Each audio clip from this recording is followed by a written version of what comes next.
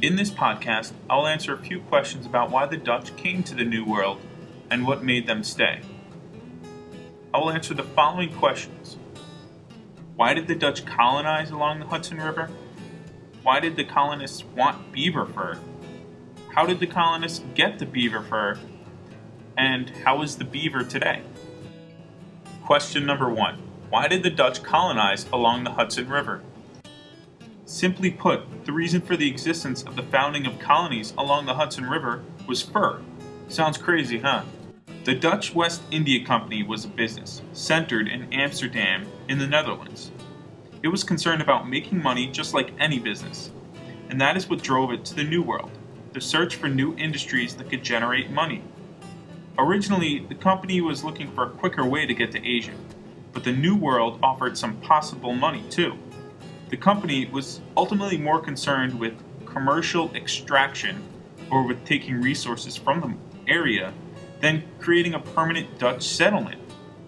But the modern-day New York area was unique. The money-making resources in the area were limited. The area was between Spanish, Swedish, French, and English settlements. The only real resources it offered were timber, fur, and agricultural. But beaver pelt was becoming a more valuable material in the Old World. Question 2. Why did the colonists want beaver fur? Pelt is the fur that has been removed from an animal's skin. Beaver pelts are unique from most other animals. There are 2 layers, and the second layer of fur is shorter and more tightly packed than its outer layer. It was found to be very easy to comb into a variety of ways and became a very desirable material. You have to remember that back in the 17th century, people did not have the technology that we have today to make fake and synthetic materials. Because of this, they searched for natural materials that could be used for clothing and other purposes. Beaver pelt was especially good in shaping into different hat sizes. It was these hats that were a sign of royalty and exquisiteness. Therefore, there was a growing demand for the material, and the main supply was in the New World. There were overhead costs with getting across the Atlantic Ocean on a small boat in the 1600s. For one, the crew had to be paid and fed. It also took a great deal of time to get across the Atlantic and back again. For example, Hudson's first voyage in 1609 to the modern-day Hudson River took 6 months and was about 8,000 miles round trip. To make sure you could make good money, it was the best idea to make a colony. Question 3. How did the colonists get the beaver fur? The colonists rarely caught and skinned the beavers themselves. Rather, they traded with Native Americans, specifically the Iroquois, to get the beaver fur. The Dutch usually brought guns, knives, axes, kettles, clothing, and beads from the Old World, and traded them with the Native Americans. The Iroquois greatly wanted this new, technologically advanced items, which made life a lot easier.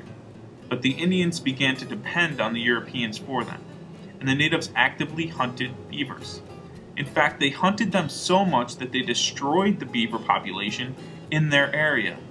So what did the tribes do? They expanded their hunting area.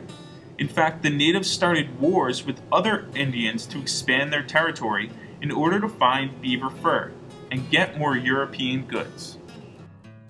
Because of the business relationship that the natives and colonists built, the Indians in New Netherlands were respected and tolerated longer than any other colony in the New World. At the same time, the beaver fur was a source of conflict between Native American tribes and between colonists. Not only did native tribes become warfare over territory to hunt the beaver, but within the Dutch colony, many private colonists and Dutch West India Company workers began to smuggle beaver fur back to the Old World. Ultimately, beaver fur was not as lucrative or profitable as the Dutch West India Company planned. In a 1644 audit, New Netherlands earned 50 to 70,000 florins, which is Dutch money. But at the same time, the new settlement cost the Dutch 550,000 florins.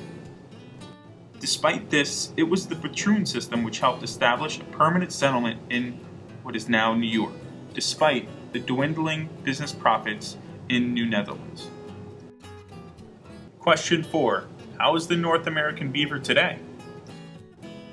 Although the beaver population was decimated by this vast hunting, It is no longer an endangered species throughout North America. The population today is estimated at between 10 to 15 million. It has been estimated, however, that the beaver population was at one time 90 million throughout North America. Today, beaver trapping is even permitted during certain months throughout New York State and other states.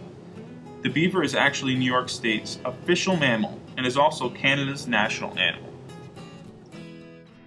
In one way, we can thank the beaver for the existence of New York.